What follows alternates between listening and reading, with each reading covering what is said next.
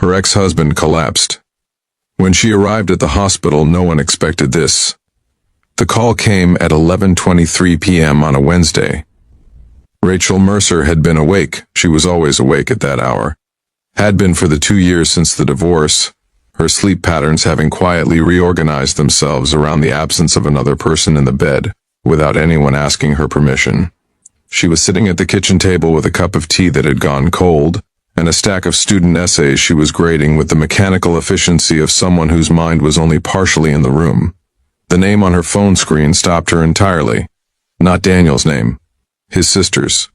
"Claire?" she answered. "Rachel." Claire's voice had the particular quality of someone who has been crying recently and has stopped just long enough to make a phone call.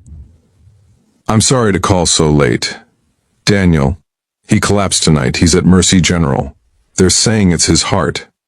Rachel set down her pen. "How bad?"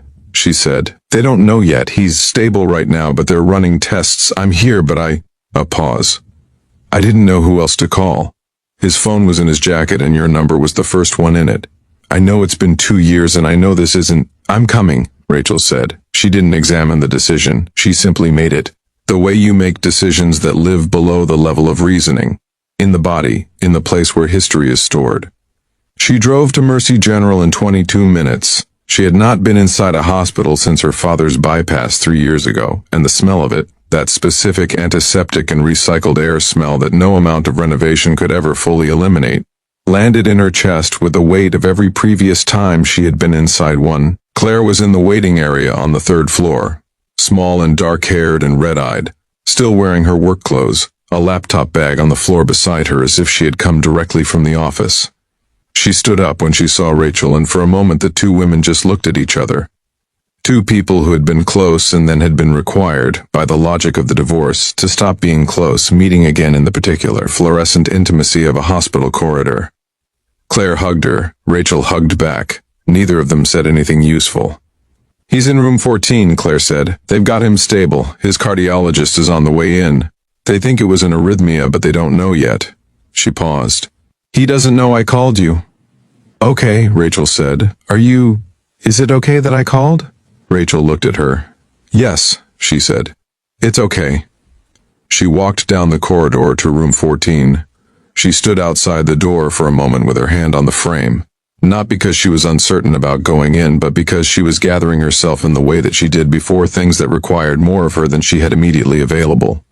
Then she pushed the door open. Daniel was lying in the hospital bed in a light blue patient gown, monitors attached, 4 in his left arm, the particular flatness of a person who has been reduced by a medical event to something smaller than their normal dimensions. He was 41 years old, and he had always been the kind of person who filled rooms, not loudly, not performatively, but with a physical presence that you noticed when it was absent. In the hospital bed he looked reduced, mortal, in the way that the people we have loved look mortal when we see them in hospital beds. He turned his head when she came in. The expression that crossed his face was complicated in a way that Rachel had spent 2 years not thinking about, and was now going to have to look at directly. "Rachel," he said. "Hey," she said. She walked to the chair beside the bed and sat down. Not at the doorway, not at a cautious distance. She sat down in the chair the way you sit when you have decided to be present. "Claire called you," he said. "Yes." He looked at the ceiling for a moment. "You didn't have to come." "I know," she said. "It was an arrhythmia. They're saying it's manageable. They told me I'm not in danger." "Good," she said. Another silence. The monitors beeped their steady rhythm. Somewhere down the corridor a cart was being wheeled, its wheels making the specific sound of hospital carts that have covered too many miles. "Why did you come?" he said. Not unkindly, genuinely. Rachel looked at him. She had prepared, in the 22 minutes of driving, a version of this answer that was controlled and appropriate and properly calibrated to the distance two people should maintain after a divorce. She had the answer ready. She did not give it. "Because Claire called and said you had collapsed," she said instead, "and I got in the car." He looked at her for a long moment. "It's been 2 years," he said. "I know how long it's been. I thought you'd moved on. I thought Maya said you were seeing someone." "Maya talks too much," Rachel said. "And it was one dinner, with a colleague. She paused. Nothing moved. The monitors beeped. Daniel looked at the ceiling again. I've been thinking about you, he said, since March, since I moved back to the city. I'd see something and think Rachel would know what that is. Rachel would have a thing to say about that. He stopped. I drove past the apartment twice. Rachel felt something shift in her chest. Not dramatically, the way things shift when they have been held in place by effort, and the effort, for a moment, relaxes. Why didn't you call, she said. Because I didn't know what I would say, he said.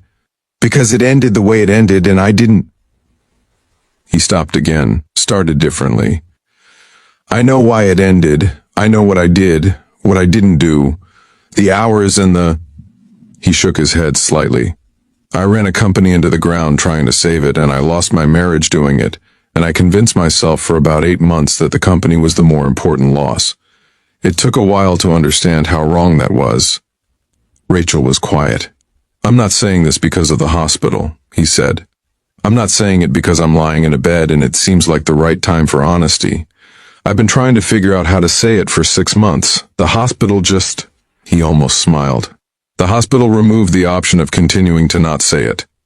Rachel looked at her hands. She was still wearing her coat. She hadn't taken it off, which she now noticed and did not move to correct, as if removing the coat would be a commitment to something she hadn't finished deciding about. Daniel, she said, you can say whatever you need to say. I know this is... Can I tell you something? She said. He was quiet. The first 6 months after the divorce I was angry, she said. Genuinely, fully angry in a way I didn't know I was capable of. Because it wasn't dramatic. You didn't do anything dramatic. You just gradually stopped being there, and somehow that was worse. Because there was nothing specific to point at. Just, you eroded. He didn't look away. He took it. And then the anger went away, she said. After about 6 months, and what was under it was... She paused. I missed you. Specifically you. Not a husband in the abstract.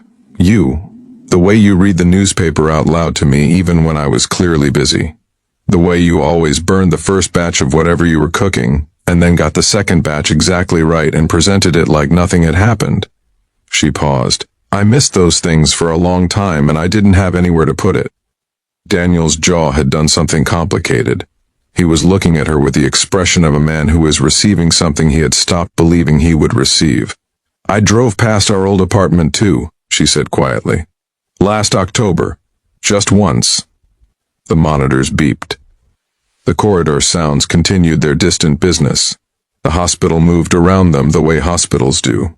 Continuous, indifferent to the specific weight of specific moments, tending to its own enormous purpose. I don't know what this is, Rachel said. I don't know what tonight is or what it means or where it goes. I got in the car and drove here and now I'm sitting in this chair and I genuinely don't know what the right thing to do is. Neither do I, Daniel said. That's not reassuring. No, he agreed, but it's honest. She finally took off her coat. She folded it over the arm of the chair. It was a small thing. It was not a small thing. Your cardiologist is coming, she said. I know. You should sleep before they get here. I know that too. She settled back in the chair. He looked at the ceiling. The monitors maintained their steady rhythm, the most reliable sound in the room, the one that meant he was still here, that whatever had happened tonight had not taken him somewhere she could not follow. At some point his eyes closed. At some point his breathing deepened into something closer to sleep. Rachel sat in the chair and did not leave. Not because she had made a decision about any of the things that required decisions, but because she had gotten in the car and driven here and sat down in this chair, and those were the facts of the evening, and she was going to let them be what they were without yet requiring them to mean something specific.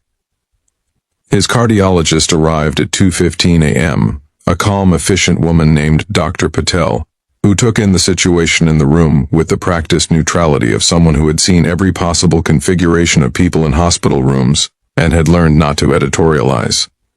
Rachel stepped out into the corridor while the examination happened. She stood by the window at the end of the hall and looked at the Chicago skyline. The lights of the city doing what city lights do at 2 in the morning, which is to simply persist, indifferent and beautiful. Claire came and stood beside her. "How is he?" Claire asked. "Talking," Rachel said, "which is good." "How are you?" Rachel considered this honestly. "I don't know yet," she said. "Ask me in a week." Claire nodded. She had the wisdom, at this particular hour in this particular corridor, not to say anything further. Dr. Patel came out 20 minutes later and told them that Daniel's arrhythmia was being managed, that he would need a procedure in the next few days, that his prognosis was excellent, that he should rest. Rachel went back into the room. Daniel was awake. He looked at her when she came in. That look again, the complicated one, the one she had spent 2 years not thinking about. "Good news," she said. "Excellent prognosis." "I heard," he said.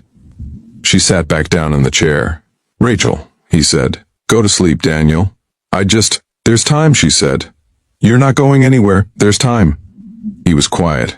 Then after a moment, "Okay." He closed his eyes.